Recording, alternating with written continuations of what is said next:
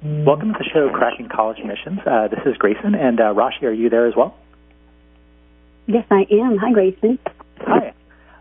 So today is a special Christmas holiday special, and we're going to be talking live today and taking any callers who have questions on college admissions, test prep, tutoring, really anything. This is an interactive show, and so we do love it when we get questions in. The number that you can call if you do have questions is 510-770-1550. That's 510-770-1550. I imagine that there are probably a decent number of seniors or parents of seniors who are trying to polish off their college apps last minute. And so we're really happy to help with that last-minute push. And so feel free to call in. Again, the number is 510-770-1550. All right, at the top of the show here, I'm going to quickly introduce myself, and Rashi from Synocate will quickly introduce herself. My name is Grayson, and I'm the founder of Zenith Tutoring. At Zenith, we focus on test preparation, so things like SAT and ACT prep. My background is I'm an MIT grad. I got a major in computer science and math, as well as a master's in computer science. But my passion is teaching, so that's what I'm doing. And as I said, we specialize in SAT and ACT prep, so I'm really trying to crack those college admissions tests as best we can.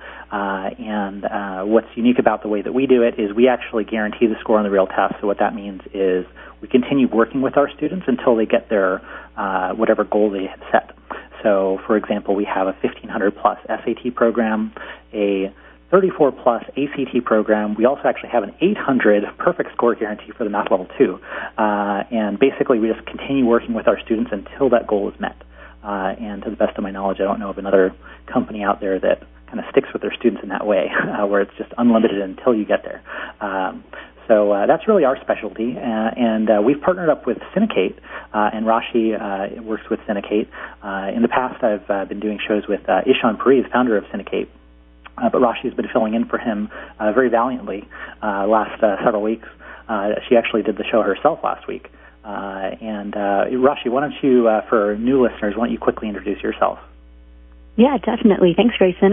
So I am a UC Berkeley grad. I graduated in 2015 with a degree in political science. And I actually did Teach for America after that because my passion is also teaching. And I loved it. I taught financial literacy to lower-income high school seniors. And I noticed that there was a huge gap in the knowledge of the college admissions process. And people just didn't know what they should be doing. So that's when I heard that Syndicate from Ishan, I jumped on board. And now I'm the director of marketing at Synocate. And if you are not aware, Synocate is a college counseling company. We help with all types of things from freshman, sophomore year. We help with course selection, helping you understand which extracurriculars you should be pursuing, all the way to junior and senior year when we start looking at the colleges that you want to select, summer programs that you should be involved in, and then finally helping really with the application and the application essays. So really any point in time during the college admissions process, we are very happy to help. We have amazing counselors who have either been, in the admissions department or have been through the admissions process and successfully gotten into top schools. So any of those college admissions needs, definitely check out our website, synocate.com, or, give us a call right now. So, yeah, if you guys have any questions, like Grayson said, make sure that you guys dial in to 510-770-1550. And, Grayson, I'll let you take it away then. Thanks. Thanks very much, Rashi. So the main focus of today's show is going to be on college applications because a lot of students are, doing this last-minute push on their college applications, trying to get them all in. And so that's what we're going to be focusing on. But before I do that, just really quickly, I wanted to talk about SAT, ACT prep over the break. So if you're on break, which presumably you are if you're in high school or in middle school, now is actually a great time to be doing SAT or ACT prep. This is actually one of our busier times, interestingly, because a lot of students try to cram in a lot of sessions over winter break. Usually I don't recommend doing a session necessarily every day, but every other day is pretty good. I mean, you don't want to necessarily, mess up your whole winter break. Also, there's kind of a limit to how much you can take in, if you're doing things in too compressed a fashion. But SAT, ACT Prep is great to do over break. You can make quite a lot of improvement over these couple of weeks, and so that's something I would strongly recommend that people do. If nothing else, what I would recommend that you do is at the very least try to take a practice test on SAT or ACT if you're a sophomore or a junior, because you want to make sure you at least know where you're at so that you have a sense as to how much work you have ahead of you, because you definitely don't want to wait until the last minute and be in a situation where you're a senior first semester and you haven't done your SAT or ACT. So now is a really good time to get started or to maybe finish your test prep. So that's what I wanted to say about that. So as I mentioned, today's show is going to be focusing on last-minute college applications, and we're going to be giving some tips for last-minute college applications, kind of what you should be doing these last few days, all that sort of stuff, depending on where you are in the process. It's going to vary a lot from student to student because some students are actually done with almost all their essays and are just polishing them off. Some students are completely done. I mean, that's the best boat to be in, obviously, to be completely done. Some students have kind of been pushing it off and have barely started because it's, really easy to kind of just wait till the last minute for a lot of these things. If you haven't started, that's not good, obviously. And there's still some things you can do, but it's not going to produce the very best result, of course. And again, the number to call in if you do have questions for Rashi or for myself is 510-770-1550. That's 510-770-1550. All right, so first thing I want to open up with as far as last-minute college applications. Generally speaking, almost all college applications are on what's called the Common Application. Of course, there are some schools that are not, for example, Georgetown is not on the Common Application. The UCs have their own application, but that one was already sent back in on November 30th, so that one we're not worrying about. So most of the college applications are going to be in the Common App. And so the most important thing, generally speaking, I find, especially at the last minute, is you want to do the thing that is going to affect the largest number of schools. And what are the things that are going to affect the largest number of schools? They're going to be your Common Application essay, your main piece of writing, and then you're going to have things like your activities, your activity write-ups for the things that you did throughout high school and during the summer, and all of your kind of biographical information, all that sort of stuff. And really making sure that you get those things down is quite important because that's going to be what's going out to virtually all of these schools. So, if you're still applying to 15 schools that have January 1st or January 2nd deadlines, those things are going out to all of those schools. So those are really the main things that you want to make sure you nail. Because the supplements, you can make it passable and make it so that it's not going to necessarily disqualify you from the school. But if your Common Application essay is bad and your activities are terribly written, all that sort of stuff, then that's really going to hurt you. So what I would focus on at this point is make sure that your Common Application essay is good and make sure your write-up of your activities is good. As far as Common Application essay goes, obviously, make sure it's grammatically perfect. That's you're as close to grammatically perfect as you can. And the other thing, too, is you want to make sure that it's not, just something that is just a run-of-the-mill, generic essay. For example, I was working with a student just recently who asked me for some last-minute essay advice. I don't normally do that, but they've been clients for a while, and I decided to take a look. And his essay was basically about he's applying to top schools. He wrote an essay basically about perfectionism and wanting to achieve straight A's and get top SAT scores and all that sort of stuff.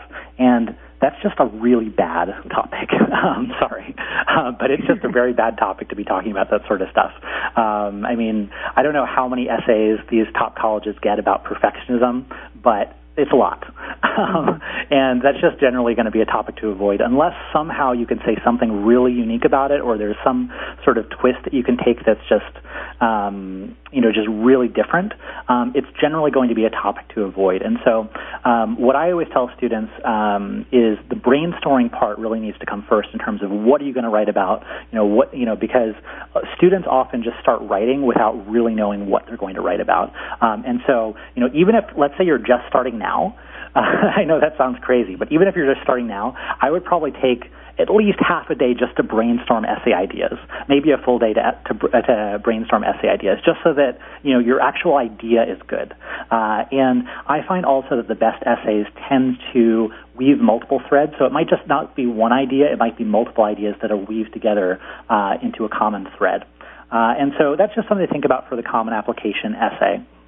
For the write-up of the activities, where you're actually writing up your activities and all that sort of stuff, a couple things you want to do there. One thing you want to do is you want to make sure that they're ordered in a way such that it's ordered in importance to you. So your number one activity should be the one that is generally going to be the most impressive. It's the most important to you from an extracurricular standpoint.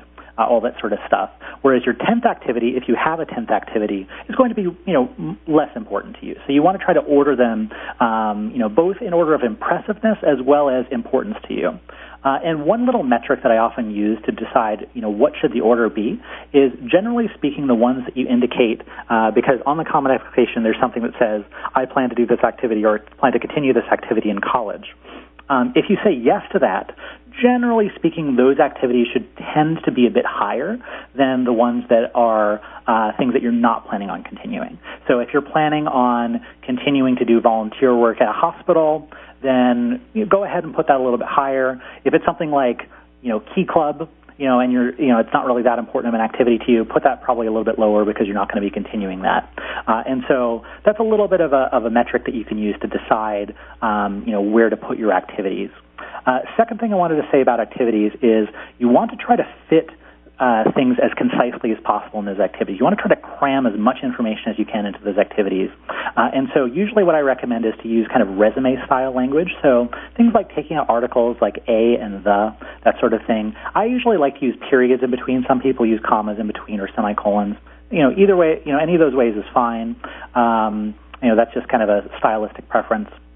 But you want to try to be as concise as possible and fit in as much information as you can. One thing I always tell students is that if you can somehow find a way to fit all of the information about your activities into your, the boxes for your activities, which, don't give you that many characters, if you could find a way to fit all that stuff, then it's best to avoid the part of your application that has the additional information. I usually like not putting anything in additional information unless it's really necessary.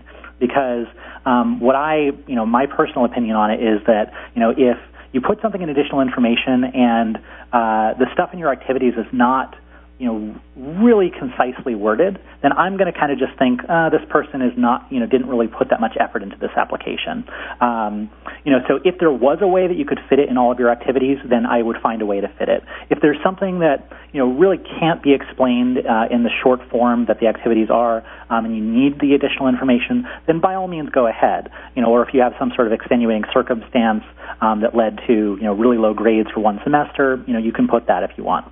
But generally speaking, I usually like to avoid the additional information section unless it's really necessary. Any thoughts, Rashi, on the couple things we just talked about? Yeah, so I actually agree with everything that you were saying. I kind of wanted to go back to the essay, actually. Before I do that, I just want to remind you guys that if you have any questions, feel free to call 510-770-1550. And yeah, in terms of the essay, one thing that I always recommend, and this is just in general, even when you're writing academic essays, is when you write the essay, make sure that in terms of finding grammatical and stylistic errors, I always recommend reading it out loud, either just to yourself or if you have a family member nearby, that works too, because a lot of times you're able to catch things when you read things out loud a lot better than when you're just reading it to yourself or in your head or something like that. So reading it out loud, just in general, I would recommend as a normal practice that you should be, taking on, because it's a good way to find grammatical errors. The other thing is with the essay, it needs to, like Grayson was saying, just want to reiterate this, make sure that it's not something that's very generic, because, again, colleges just get hundreds of these types of essays. I remember when I was writing my college application essay, I tried to make sure it was something that was unique to me, and I talked about my activities, but I tried to put a unique spin on it and talked about how, I did speech and debate and how it helped me grow as a person. So it wasn't just about me winning in speech and debate. It was more about actually how I lost in speech and Synocate when I first started, and how that actually helped me grow as a person. So think about those activities that you're doing, and even the ones that you failed in, and the mistakes that you made and what you've learned from those mistakes, because the most important thing is the lessons that you learned, because obviously, like, if you have good grades, you're obviously like a smart person. You don't need to keep reiterating that you're, perfect, because nobody's perfect. You want to show them that you're human, that you've made mistakes, but you've learned from those mistakes, because that's what's going to happen in college too. There's really no real story that I've heard from any of my college friends where they've gone through college just, winning everything in the process. So I would recommend that you show them that you're able to handle failure and you're able to learn from failure, if that applies to you, of course. But, just try to think outside the box. Also... Sorry, I just wanted to quickly add to that. And by the way, actually, your advice about reading out loud, I think, is fantastic. I always have students do that. And even early on, you want to be reading things out loud, because you can kind of say, like, oh, wow, that actually sounds really weird when I say that, right? Because flow to your essay is really important. But I wanted to quickly talk about what you were just saying as far as, kind of showing flaws and showing things. Basically, you want to show that you're human. You want to show that you're a genuine person, because really at the end of the day, if I'm a college admissions officer and I'm reading these essays, at the end of your essay, I need to basically say, I like you and I want you to be at my school, right? If I think you're an arrogant jerk and I think that you're, not well connected with reality, I'm not going to want you at my school, right?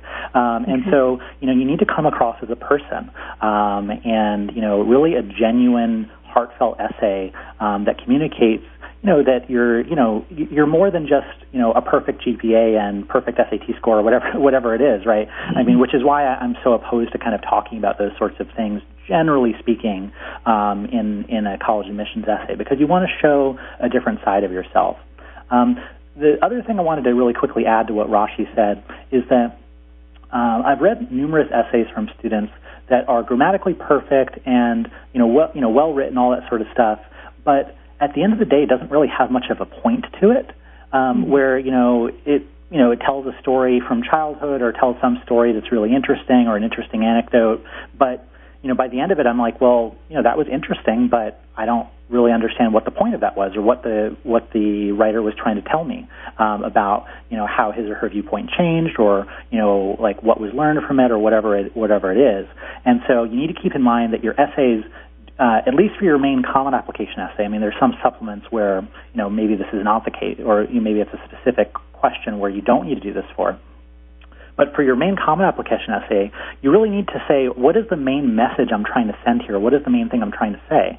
And you don't have to directly say it. I mean, you can kind of, show it by, showing the various scenes and all that sort of stuff. But, but you need to have some sort of message. And lack of that message is a very commonly overlooked thing for students who are doing these essays by themselves. So anyway, go ahead and continue, Rashi. Sorry to interrupt you. No, definitely, and yeah, thanks for that. That was definitely really helpful. And I would just like to add that, of course, like when I say talk about your failures, make sure you pick something that you've actually then turned into a success.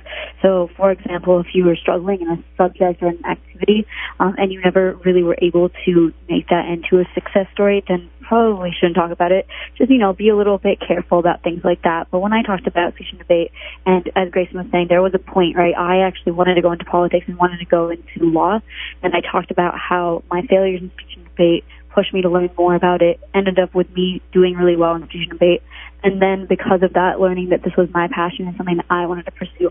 And I have said this before, but even for the younger kids, underclassmen, start to think about your passions and start to think about what you actually like to do, not what other people are telling you to do, but what you actually like to do. And in your essay, you should be reflecting what your passions are and how you've learned from your experiences and how you found those passions too, because colleges want some passionate people who know what they're going to be doing with their lives. So I think that's extremely important. I also think it's important to make sure that you have your essays read by two other people outside of your family. So I know in my case, I had my mom and my dad and my sister read my essays, but I also had actually my old SAT tutor, and another college counselor that I had read my essays as well. Synocate actually has a website called studyslam.com, so if you don't know anyone, you can feel free to go on that website. I think it's 7 cents per word, and our essay editing team is fantastic. They can look over essays as well. But you should also look into people who might know you, such as mentors or older friends that you might have. I wouldn't recommend asking your classmates to read your essays because they're kind of on the same boat as you are. So I definitely recommend thinking about maybe older friends that you have who have done well, gotten to schools that you want to get into, or older mentors that you have, or family friends, even like relatives or friends of your parents that have done well. I would recommend you not only focus on your family, because the thing is that a lot of times parents might have a little bit of a biased view of their kids' essays, and they obviously want their kids to do well. So your parents are still good judges, but I would still recommend giving it to other people, or at least putting it through Synocate's Study Slam portal so that you are able to get good feedback on your essay. Because again, this is huge. Like, this essay is a deciding factor in college admissions. Take it seriously and make sure that you're putting enough time into it before you submit it. So having the people look over is extremely important. And like Grayson said earlier, don't wait till the last minute. If your essay or your application is due on the 1st, so that's in a couple of days actually, I wouldn't wait until the night before to submit it, because usually what happens is the night before there's technical difficulties, something crashes, and you are jeopardizing your future by putting it to that test. You don't want to be in the place where technical issues are deciding whether or not you're going to submit a college application. You want to make sure that you're a little bit ahead of the curve. So if you haven't already started on these things, you might as well want to get a head start on it. Probably don't expect to have it done by the 1st, so look at the colleges with later deadlines. But if you finish your essays, use this last day or two to get that feedback and make it as close to perfect as possible, I guess. But make sure, again, that you are telling your story and you're telling it well, because this is, again, the most human part of the application is your essay. It's your chance to show them what you believe is, the most important part of you. What are your passions? What are your interests and stories that reflect that? So make sure that you're doing that. Before I continue, Grayson, do you want to add anything about the essay? Because I was going to talk about. I have a lot of things to say about this actually. Before I do, again, the number to call. We have about 5 minutes left on the show. If anyone had any quick questions about college admissions or anything else, the number is 510-770-1550. That's 510-770-1550. One thing I wanted to say really quickly, based off what you just said, Rashi, is that showing it to your parents can sometimes actually not be the best, only because, as Rashi mentioned, parents are going to be a bit biased. Some students are actually going to be uncomfortable sharing their essays with their parents because it actually says something maybe negative about their parents. And we've actually had a few situations before where a child actually, or a student, didn't want to share it with the parent. We've always, maintained confidentiality in that regard because, you can say some unflattering things about your parents if it's merited. I had a student once upon a time where, the mother was, basically an alcoholic and, had threatened her daughter with a gun multiple times, which is really quite dramatic, obviously. But, that's not an essay you can show your mom. So you need to be careful, and use discretion there. But the other thing, too, is that generally speaking, I've been doing this sort of stuff for a while. I haven't really done direct essay help, in a few years because I focus on test prep like SAT and ACT. But I can tell personally when I feel like a parent wrote something. Like, it just sounds different. It has kind of a more business-like tone to it. It's almost like what the parent thinks the college wants, and it's actually kind of funny sometimes. Like when I read this essay, I'm like, did your mom write this or your dad write this? You can kind of tell. And so you have to be careful about parent edits because parents will, they're doing what they think is best for their children, but it doesn't come across as genuine, and that's really the issue. So, one of the main goals, if not the main goal, is to come across as a genuine person, and you want it to be your voice and not your mom's voice, your dad's voice. So just keep that in mind. Any other things on the essay, Rashi, before we move on? I don't think so. Just once again, if you guys do need extra help, definitely check out StudySlam.com to see if you guys can get any of your essays edited, because our team is fantastic and we're always happy to help. But no, I don't have anything else about the essays at this point. Do you want to talk about, I was going to talk about deferred. Do you want to talk about something else, though? Well, I was actually, we only have a couple minutes left on the show, so what I was thinking about talking about, we just talked about Common App and write-up of activities. I wanted to really quickly talk about supplements so that we at least covered kind of all the main things that you need to submit in these next few days. So for the supplements, some of these supplements for these schools actually are quite involved where you have to write multiple essays. A couple things to keep in mind here. First off, I always tell students to try to focus on your core schools. So, if you have, say, 5 core schools that are really, the main ones that you wanted to apply to, focus on those essays and make sure those essays are at least good. And then once you have those core school essays done, then you can kind of use those essays and adapt them to whatever other prompts you want. So, in these next couple of days, apply to those 5 core schools or whatever you have, and days or however long you have to send your final application. You really kind of need to have no fun, more or less, for these next few days, and just focus on your applications because this is an important time. And after that, your second semester, feel free to have fun. But these next 5 or 6 days, try to be focused on your applications. And so that's it. That's all the time we have for today. If you have questions after the show, you can call 1-800-270-PREP. That's PREP, 1-800-270-PREP. And we will see you next week. Thanks very much. Thanks, everyone. The views, opinions, and statements expressed in the preceding program reflect the views of the program contributors and